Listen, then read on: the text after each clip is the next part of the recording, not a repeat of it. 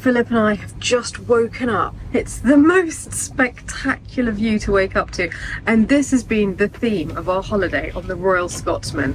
We just keep waking up to the most jaw-dropping scenery all over Scotland. I've always got a very nice sight.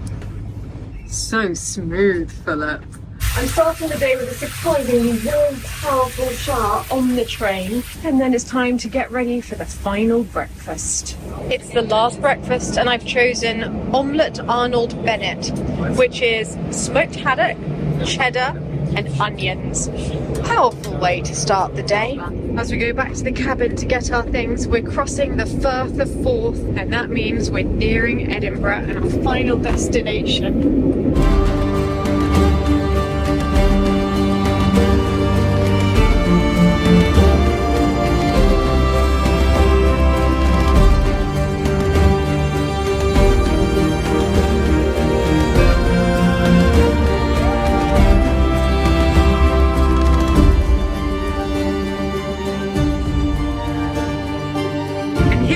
Arriving in Edinburgh. This is it, the end of the journey. Oh my goodness, we have just arrived to a brass band. Right up to the end, they keep on surprising us.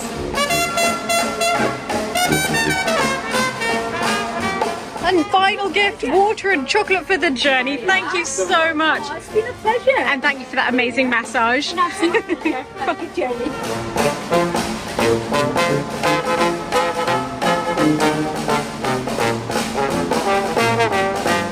Thank you so much. It's been glorious. And thank you so much. It was delicious.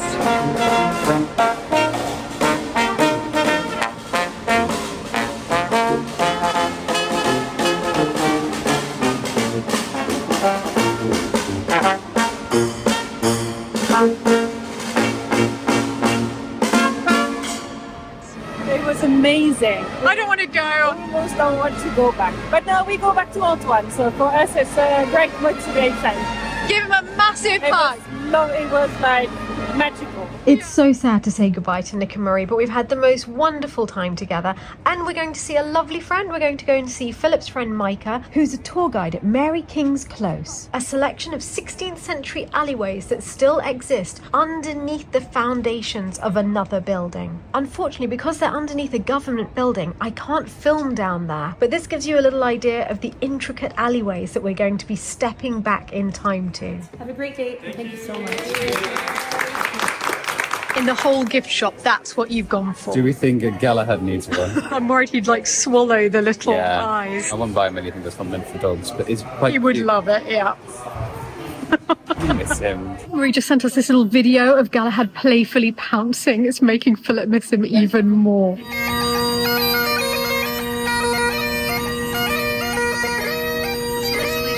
And now the three of us are heading through the streets of Edinburgh, happily listening to the bagpipes, looking for a place for lunch.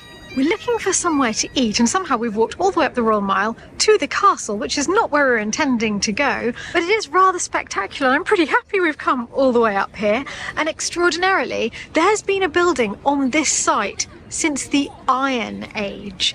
By the 6th century, there was already a fort here, though none of that exists today. And in fact, the oldest building in Edinburgh only dates from the 11th century, which is actually not that old if you think about it. By that time, there was already certainly someone already living at Lalande, although the building that we know today wouldn't have existed, because by the 1200s, we've already got copies of the tax documents that the Lords of Lalande were handing in. And the oldest building in Edinburgh, the 11th century building that still exists, is inside the castle. It's St. Margaret's Chapel.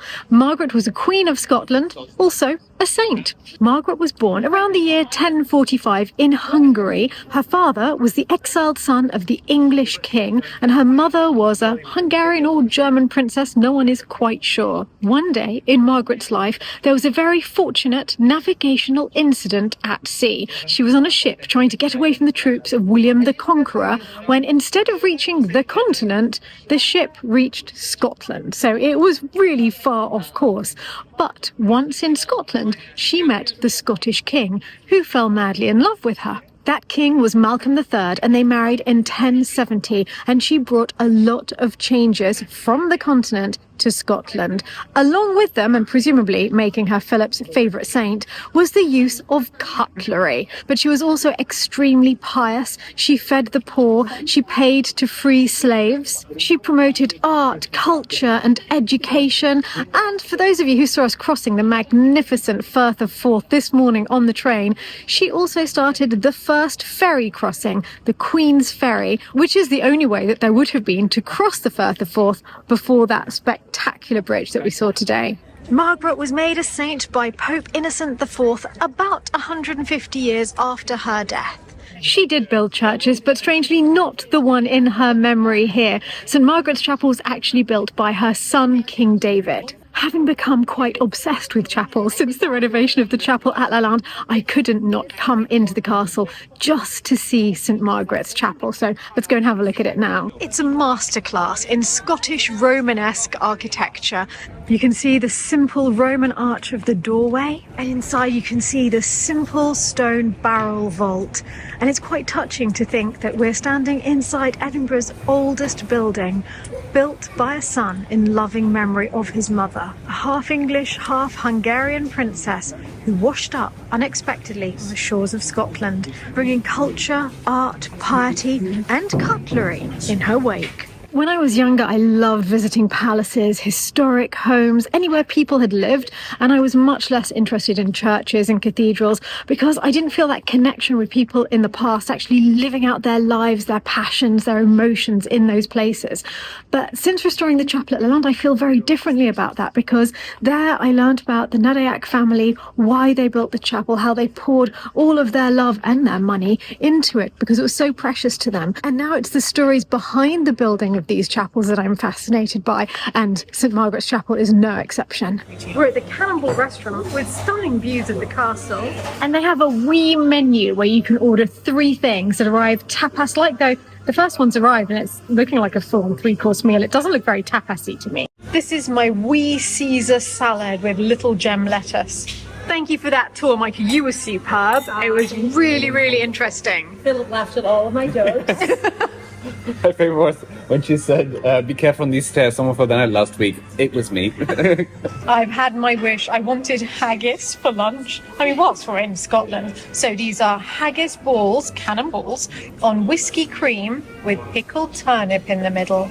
Everyone thinks of haggis when they think of Scottish cuisine, but it might not actually originally be Scottish, though I won't say that very loudly. The croissant in France. Yeah, which is Austrian. Yes. It might be Viking, because the word haggis probably comes from hegva, an Old Norse word, which may or may not be pronounced the way I just said it, but means to chop up really small. But it really took off during medieval times, because imagine you're out hunting, you've just shot a deer, you have this huge carcass, of course, on a Sunday, and you've got a huge carcass which needs to be hung and which can be kept for quite a long time, but you can't keep the offal for long. It would turn too quickly. So what do you do with the heart, the lungs, the liver? Well, you chop it up, put it in the stomach of the animal and cook that, mixed with some really nice oatmeal, spices, herbs.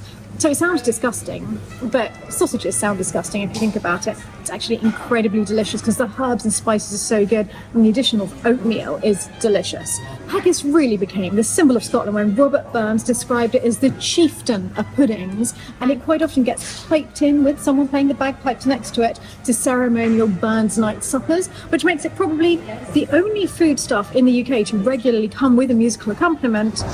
Unless you count ice cream vans, I guess. Yeah. As with all puddings, the proof is in the pudding. Oh. So, thank you. Let's see how it tastes. You can see the little bits of porridge in there, the oatmeal. It's really good, but there's a lot of whiskey in that. Really?